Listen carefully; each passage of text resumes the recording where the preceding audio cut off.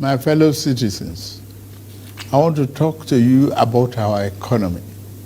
It is important that you understand the reasons for the policy measures I have taken to combat the serious economic challenges this nation had long faced.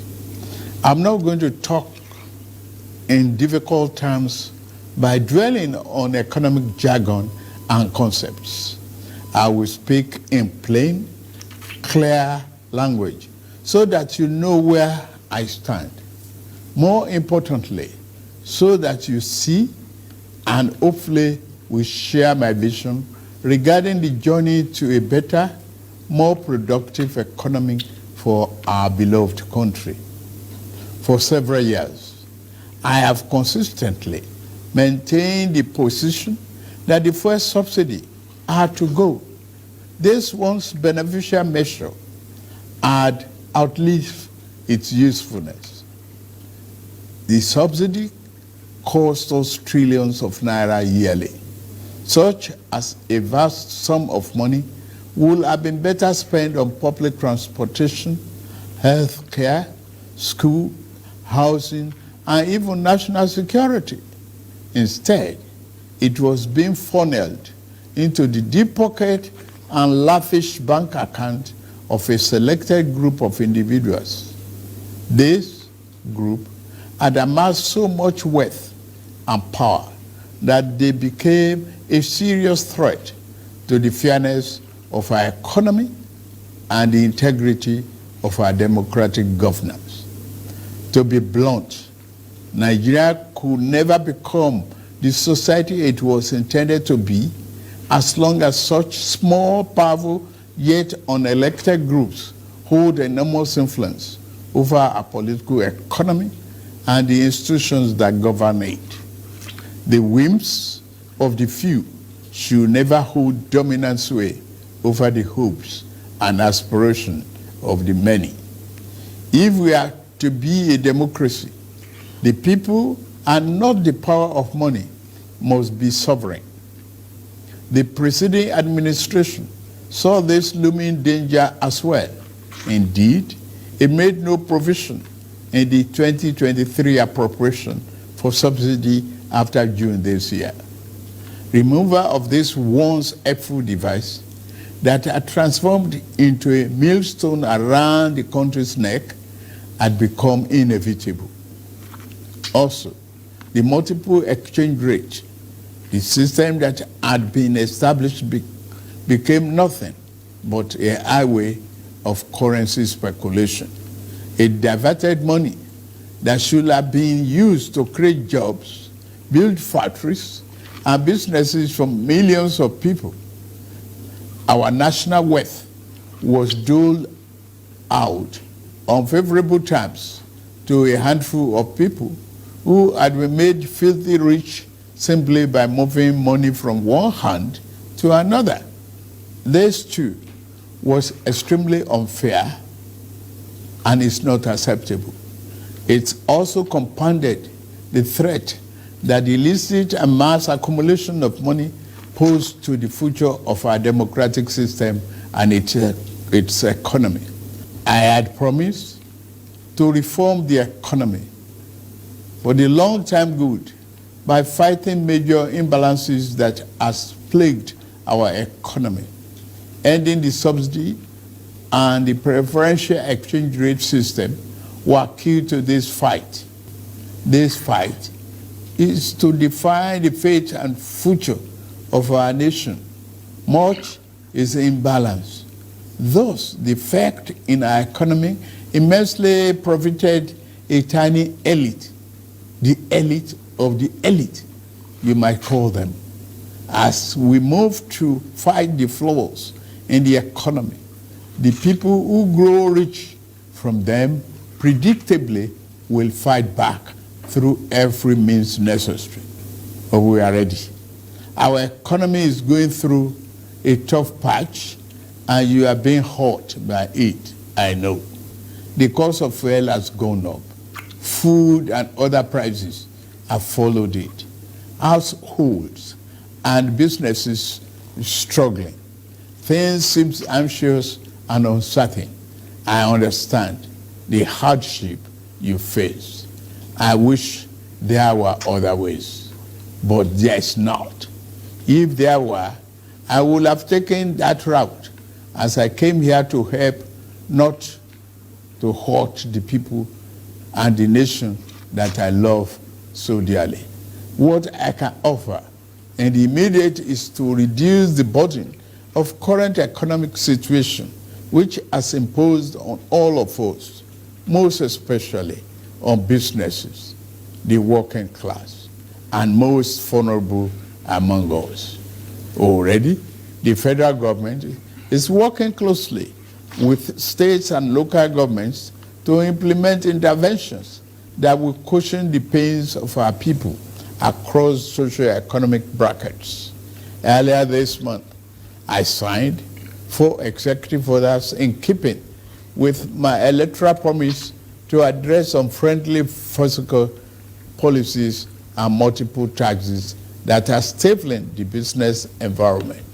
These executive orders on suspension and deferred commencement of some taxes will provide the necessary buffers and headroom to businesses in manufacturing sector to continue to thrive and expand. To strengthen the manufacturing sector, increase its capacity to expand and create good paying jobs, we are going to spend 75 billion between July 2023 and March 2024.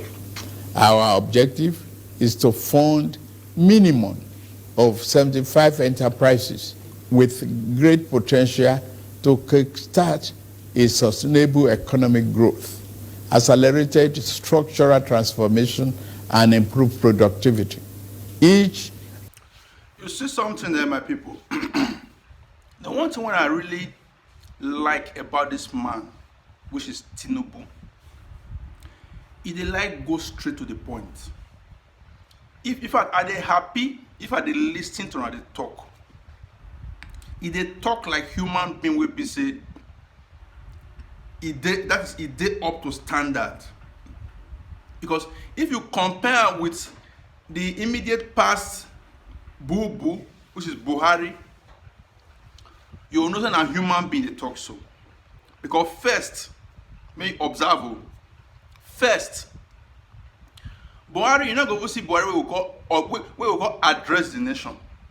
They go they force and that is many people go they call on come and address us, he go they run. The money they call on the money they run. Then finally, if you can't make up your mind to come address us, they will call write full scrap paper full with like who that they do expose they give for exam hall. He go they read them, they tell us that is he go they read paper they give us, not people what they mind, because not even they mind. He go they read paper they give us, and the most part we go make me the verse pass. You not go hear them. You go put your ear for television, no. You not go see hear what they talk.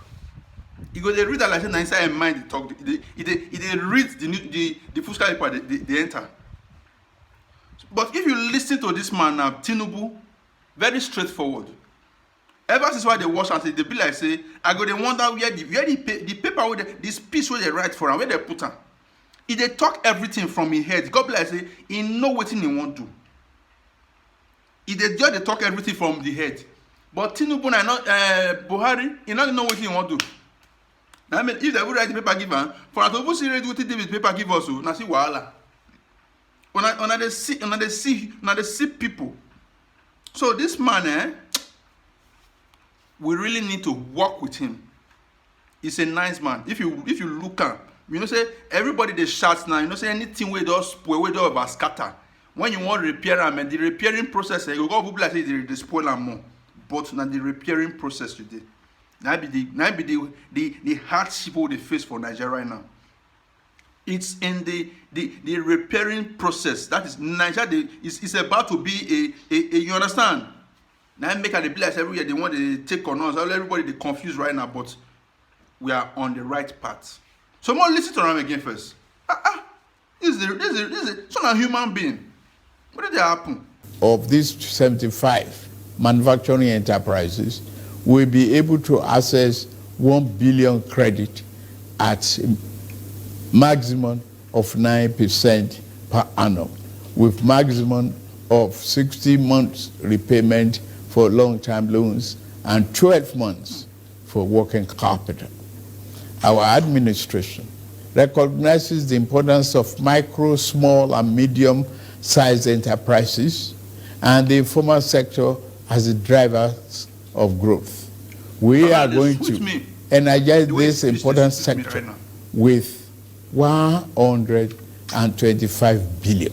Out of the sum, we will spend 50 billion conditional grant to 1 million nano businesses between now and March 24. Our target is to give a minimum of 50,000 each to 1,300 nano businesses owners in each of the 774 local governments across the country.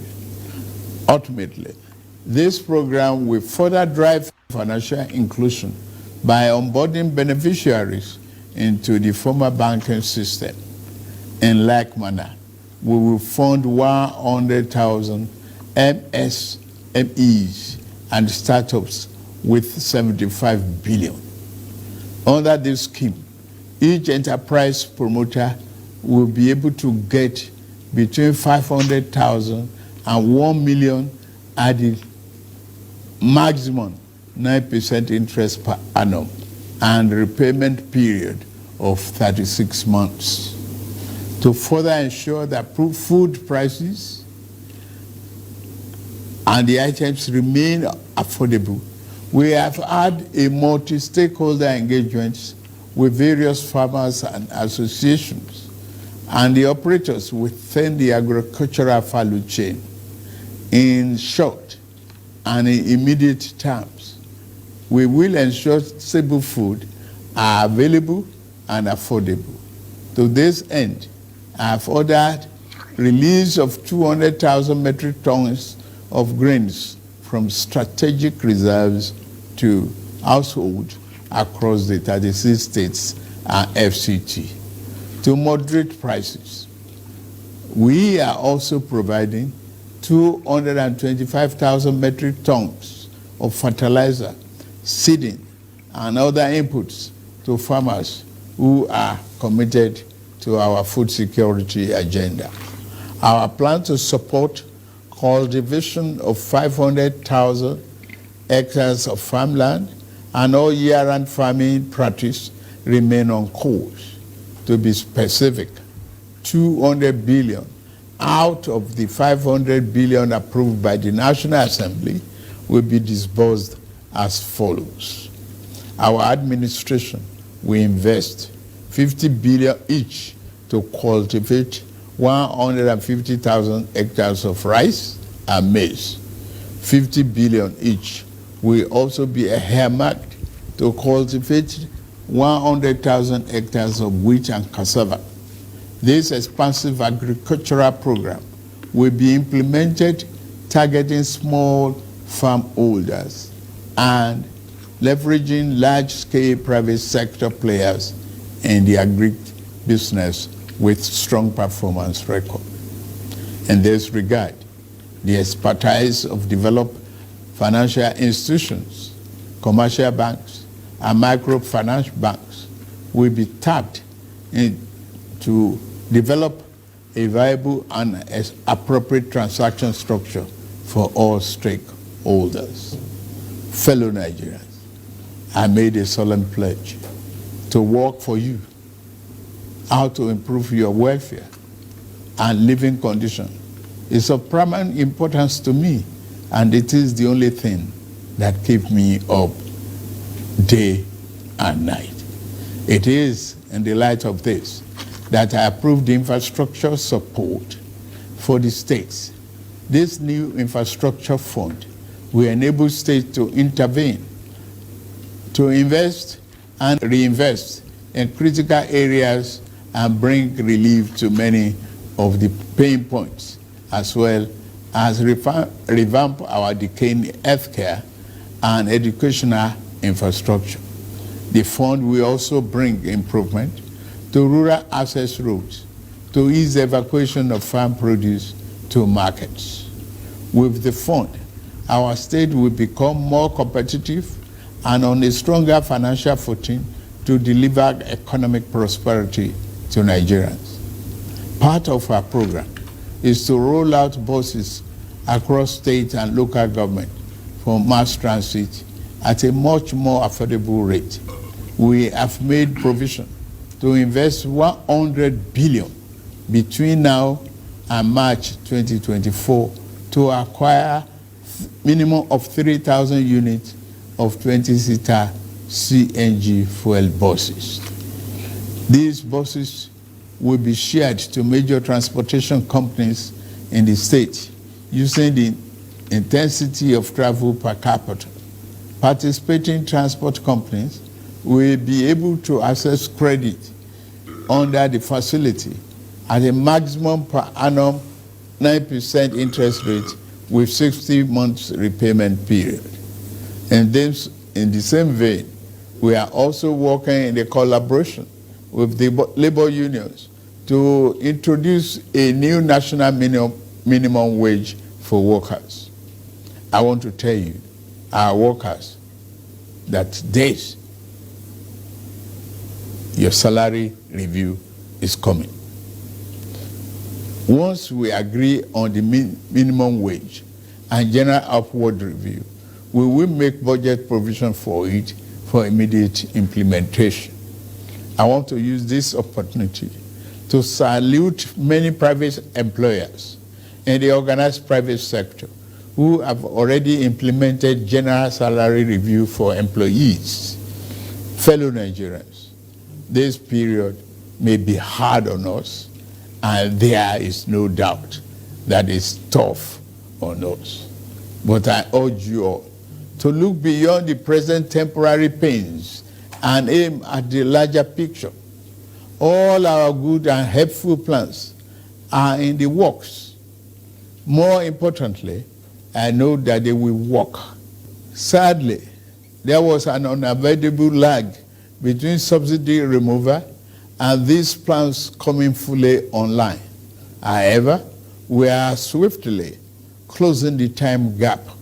I plead with you, please have faith in our ability to deliver and in our concern for your well-being. We will get out of this turbulence, and due to the measures we have taken, Nigeria will be better equipped and able to take advantage of the future that awaits her. And in a little over 2 months, we have saved over 1 trillion naira that would have been squandered on the unproductive fuel subsidy, which only benefited smugglers and fraudsters. That money will now be used more directly and more beneficially for you and your families. For example, we shall fulfill our promise to make education more affordable to all and provide loans to higher education students who may need them. No Nigerian student will have to abandon higher education because of lack of money. Our commitment is to promote the greatest good for the greatest number of our people. On principle, we shall never falter. We are also monitoring the effect of exchange rate and inflation on gasoline prices. If and when necessary, we will intervene. I assure you, my fellow countrymen and women, that we are exiting the darkness to enter a new and glorious dawn. Now, I must get back to work in order to make this vision come true. Thank you all for listening, and may God bless Federal Republic of Nigeria.